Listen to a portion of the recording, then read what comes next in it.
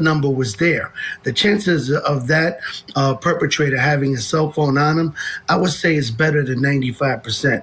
But the other thing that we need to do now that this is being considered really as a murder case is that they need to expand the crime scene, start looking in these areas, let's say within a 1 or 2 mile radius, and see, I hate to say this, but if the body is located in any of these ditches. Got to remember, this is a hard terrain, but it's covered with tons of wadis, tons of pits, so many locations you could put. We need to get the cadaver dogs out there.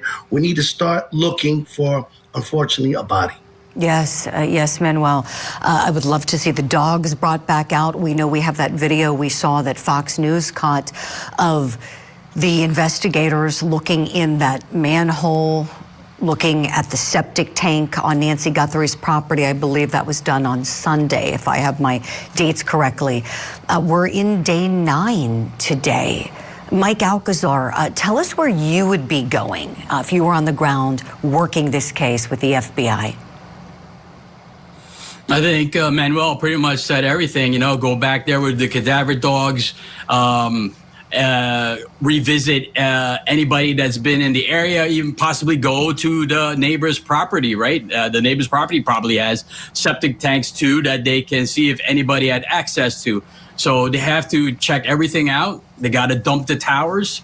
And like JP said, you got to dump the towers even days, weeks before. We found that very useful in the Koberger case. Like, Koberger didn't have his phone that day when he committed those homicides, but days before, they tracked him driving around the area. So I think that'll be very useful.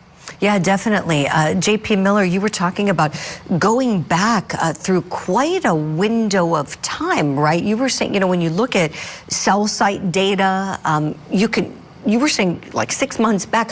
Why so far back? So you want to create a pattern or show a pattern from an individual, whether that's in their normal routine. If someone steps out of that normal routine, that could be a red flag. If they're maintaining this regularly month after month, day after day, week after week, then typically they're not a suspect. Okay.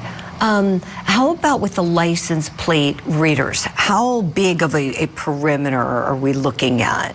I mean, I would be looking at it everywhere from the neighborhood to downtown Tucson, ideally for that critical window of that time frame of the actual abduction beforehand and after. If you have to expand it, once you start narrowing down vehicles, that's what you expect. So when you have like a good list of suspect vehicles, a good description of whoever's involved, then you can broaden it out and see where that vehicle has gone. Because